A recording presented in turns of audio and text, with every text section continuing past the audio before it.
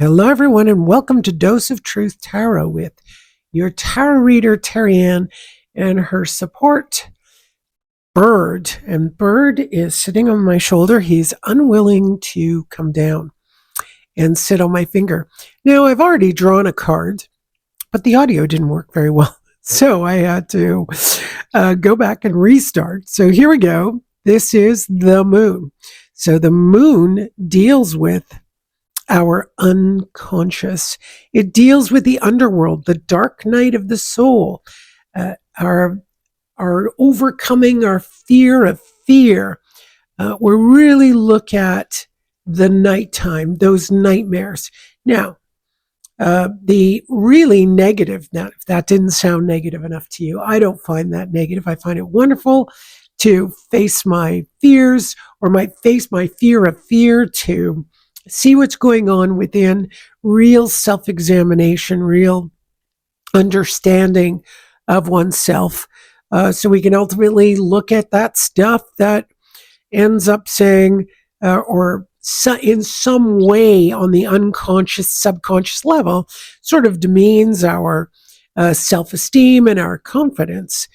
But if we do not, examine what is in the obscure, hidden places within us, we may never find the gold within the shadow, which is beautiful about the sun, because the sunlight is the best disinfectant.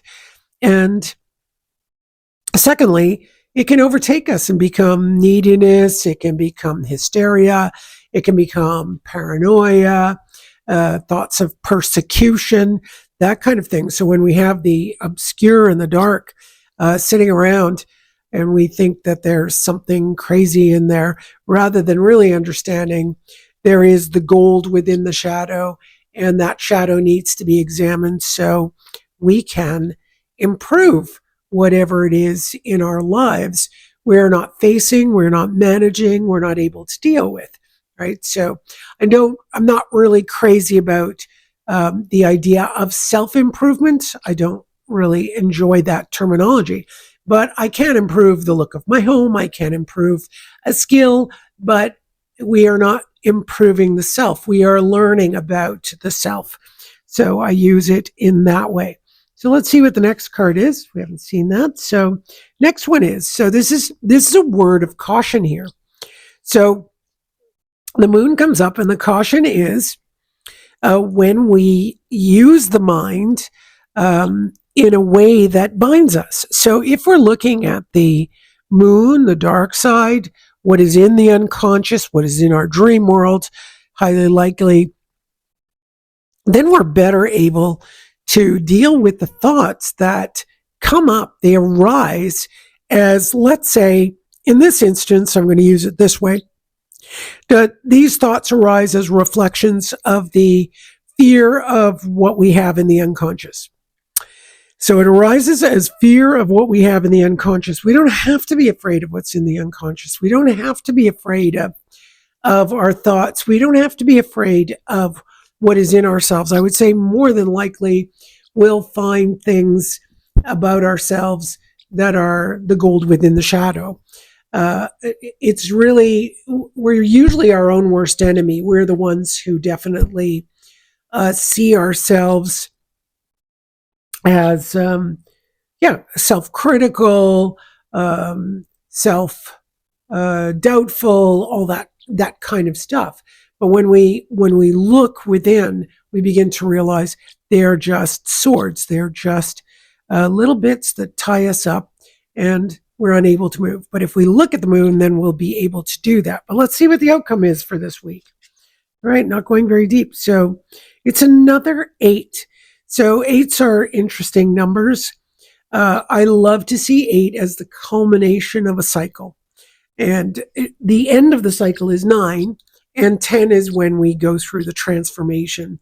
Between one cycle and another, 10 also determines if we are fulfilled by the termination of the last cycle. We will enter the new one on, let's say, a really good footing, meaning we'll be able to start anew. But if we start the new cycle without that satisfaction, even if with things incomplete, then we won't be able to continue the new cycle in a new way. We will continue the cycle as we had done in the cycle before. So eights are, because they're two eights, it's really telling us now whether you're in an eight this year, your numerology can go to terryannnikitas.wordpress.com, and there's a page that shows you how to calculate your birth path. You can go on there and do it, and you could be your birth path could be an 8, or your personal year can be an 8. So, but that doesn't mean it's just the year. There can be a day in the year that is an 8 for you. There can be a particular hour in the day that is an 8, which means the culmination of the day where, we kind of look at the tasks at hand and go, what do we need to do next? What is it that we want to complete and move out of the way so that we can move into the next part of the cycle of our day. Okay, so that could be day, month, year. It can be anything that is going on. All right, so thank you very much. Please like, share, and subscribe. Bird is chirping here. I'm sure you can hear him. He's going to bite the microphone, so that's kind of funny. All right, hope you enjoyed that, and have a great week.